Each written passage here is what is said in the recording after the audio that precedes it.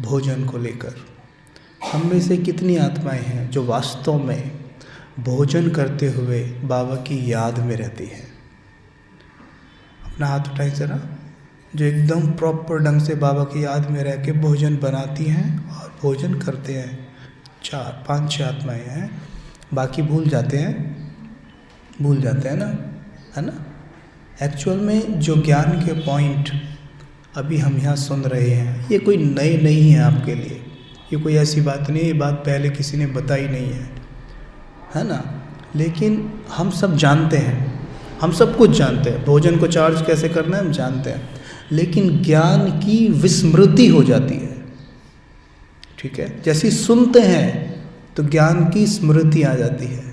जैसे आप सुनेंगे ना, सुनते ही अपने आप उस दिन आपसे ज़्यादातर भोजन चार्ज हो पाएगा अपने आप, जबकि आप पहले भी जानते थे।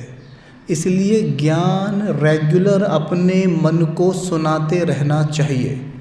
सवेरे उठते ही ज्ञान के कुछ पॉइंट अपने मन को सुनाते रहो, है ना। वैसे भी दूसरों को ज्ञान सुनाना बहुत आसान होता है ना।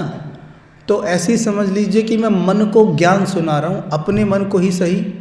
अपने बच्चे को जैसे बातें सुनानी बड़ी आसान होती है ना घर में, ऐसे ही अपने मन को भी ज्ञान सुनाना आसान होना चाहिए। पर क्या है, अपने मन को ज्ञान सुनाने का संस्कार नहीं है। संस्कार ना होने के कारण क्या होता है, किसी और को ज्ञान सुनाने चले जाते हैं अपने मन को छोड़कर। तो ये संस्कार हमें डालना है कि अपने मन को हम ज़्यादा से ज़्यादा ज्ञान सुना पाएँ। तो जैसे बाबा के महावाक्य हैं, आप याद करिए। बाबा क्या कहते हैं कि जो बच्चे भोजन करते हुए मुझे याद नहीं करते, माया उनका भोजन खा जाती है। याद है या भूल गए? जो बच्चे भोजन करते हुए मुझे याद नहीं रखते, माया उनका भोजन खा जाती है। अब माया भोजन कैसे खा जाती है? माया है कौन? बताएगा कोई आप में से कि माया भोजन कैसे खा जाती है?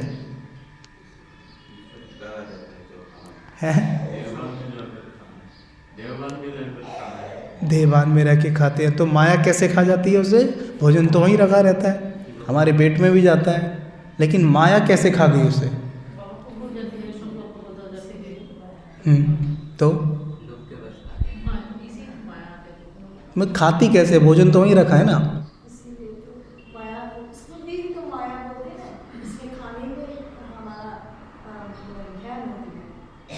ठीक है, ओके, करीब हो। और बताओ। हाँ जी, शक्ति नहीं मिलता। नोट करना है बात। भोजन कौन करता है? भोजन कौन करता है? मन करता है या तन करता है? तन करता है ना। लेकिन जब भोजन करना, अभी दीदी मेरे पास सवेरे आई थी, क्या खाएंगे? तो मैंने क्या कहा था, मैंने दीदी से कहा था कि तन नहीं है। क्या कहा था मैंने ये नहीं कहा दीदी को तन नहीं है, क्या कहा? मन नहीं है। ठीक है, तो भोजन कौन करता है? मन करता है तन के लिए।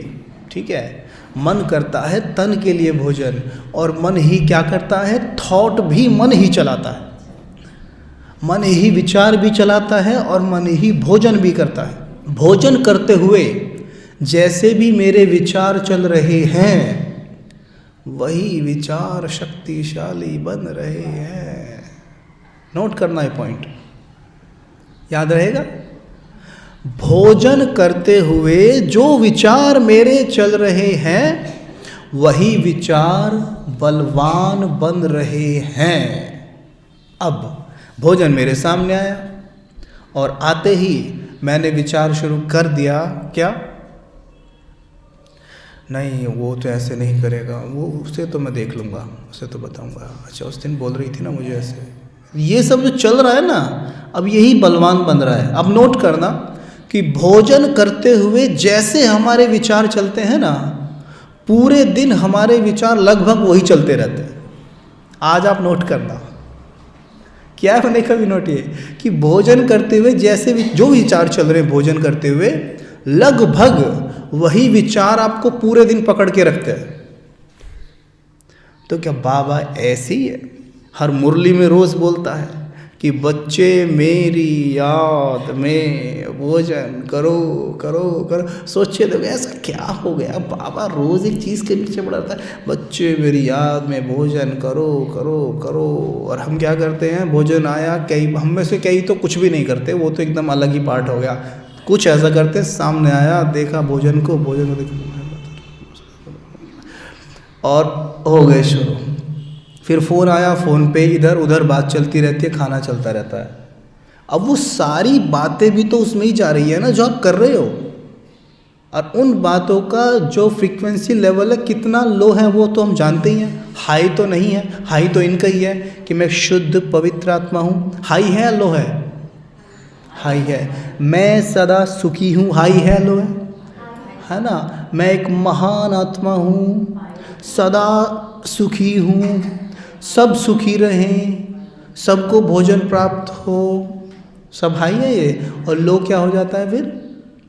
लो ये एक नेसेसरी थॉट होते हैं, जो नेसेसरी थॉट होते हैं, ये तो पॉजिटिव थॉट्स हैं, पावरफुल थॉट्स हैं, एक नेसेसरी थॉट होते हैं। वो नेसेसरी थॉट भी बहुत पावरफुल बनाए जा सकते हैं अगर हम सोल कॉन्शियस हो के बोले तो। अगर हम भोजन करते हुए, सपोज मैं भोजन कर रहा हूँ, मेरे पास आप आके बोलते हो कि भाई जी मेरे सर में दर्द है, क्या करूँ? तो मैं आपको जैसे जवाब दे दूँ मानो भोजन करते हुए, तो सोल कॉन्शियस होके बोलूँ कि आप ये कर लीजिए, वो कर लीजिए, वो कर लीजिए, तो वो भी पावरफुली रहेंगे। लेकिन देवभान में बोलूँ, भूल जाऊँ मैं कौन हूँ, तो फिर वो भोजन में, अब भोजन मेरे अंदर, अब भोजन मेरे अंदर जैसी जाएगा वो कई घंटे तक मेरे अंदर रहने वाला है, तब तक उसका असर मेरे मन पे पड़ता रहेगा। और यहाँ तक जैसे ही दूसरे टाइम में भोजन करने जाऊँगा, अपने आप ही वही थॉट चलने लग जाएंगे। एक साइकिल नहीं बन गई है, तो इस साइकिल को तोड़ना पड़ेगा भाई। तो तोड़ने के लिए आज क्या करेंगे? पहला अभ्यास तो ये था कि किसी की भी चुगली नहीं करनी है। क्या था पहला अभ्यास? क्योंकि मैं कौन हूँ? श्री लक्ष्मी हूँ, ठीक है? और लक्ष्मी जी ऐसी बातें तो कर नहीं सकती। किसी की नेगेटिव चीज़ देखनी ही नहीं है, नेगेटिव देखने का चश्मा ही उतर गया है। पहला तो ये था। दूसरा भोजन का। आज अब जब भोजन करेंगे ना जाकर, तो याद रहे भोजन जैसे ही मेरे सामने आए आप योग युक्त हो जाइए, एकदम योग युक्त हो जाइए, नहीं तो भोजन माया खा जाएगी,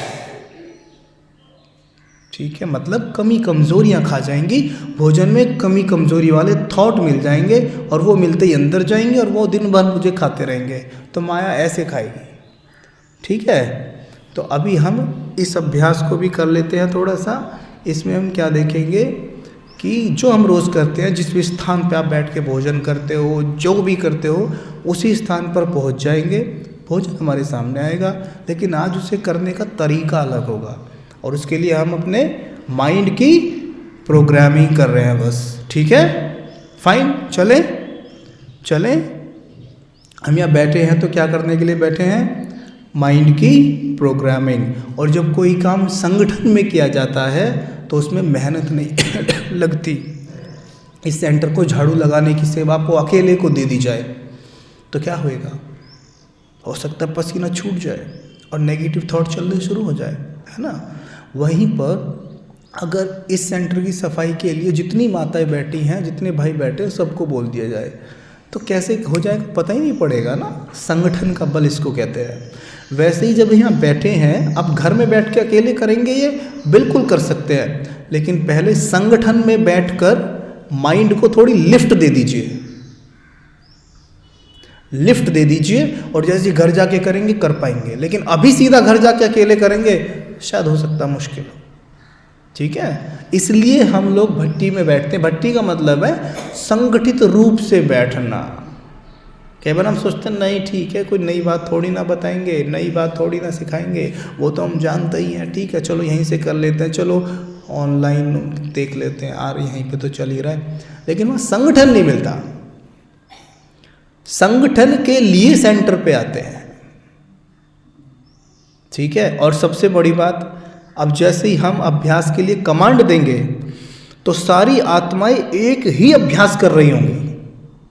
अलग अलग कमांड ना होने के कारण तो कलेक्टिव कॉन्शियस एनर्जी जो होती है, यानी सारे मन मिलकर एक ही थॉट कर रहे हैं। जैसे हुआ मैं एक शुद्ध पवित्र आत्मा हूं, तो सारे माइंड, सारे मन मिलकर एक ही थॉट कर रहे हैं, अलग अलग नहीं है। बहुत आसान हो जाएगा, ठीक है। तो अभी हम क्या देखेंगे, अपने सामने भोजन की थाली, ठीक है। तो सिंपल आंखें बंद करें पहले और वहाँ चले जाएं जहाँ आपका भोजन आप करते हैं। अपने आप को उसी स्थान पर दें। मेरे सामने भोजन की थाली रखी है। थाली को अच्छे से देखिए। जो भी आप खाते हैं वो रखा है सामने, स्पष्ट देखना। सबसे पहले उसे देखकर मुस्कुराइए। मुस्कुराते हुए शिव बाबा का आह्वान करेंगे, प्यारे मीठे बाबा आओ मेरे साथ भोजन करो। 1 सेकंड में देखेंगे जैसे ही हम बाबा को बुलाते हैं, बाबा तुरंत मेरे सामने प्रस्तुत हो जाते हैं। देखिए बाप दादा बिल्कुल मेरे सामने हैं और मुझे देखकर मुस्कुरा रहे हैं।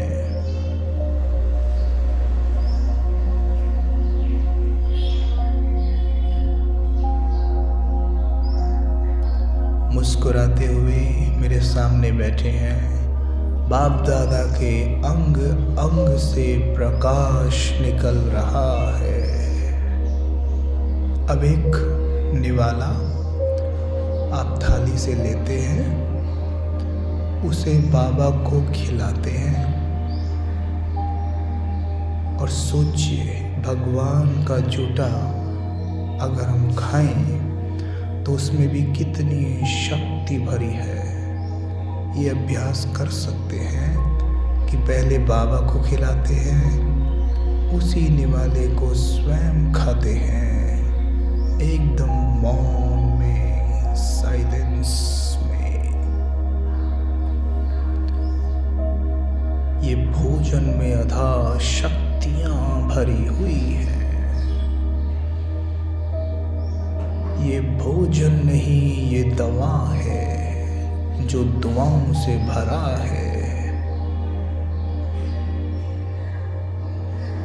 जिसमें मेरे बाबा की सर्व शक्तियां भरी है।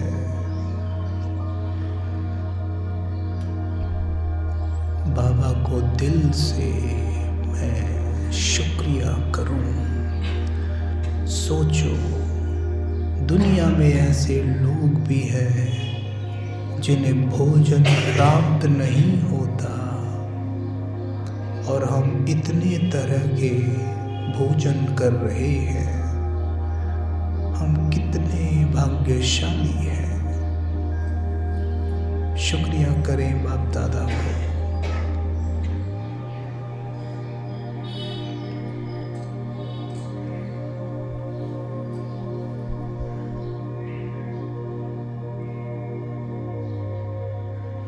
लेकिन फिर भी एक सुनाता हूँ, आपके काम आएगी।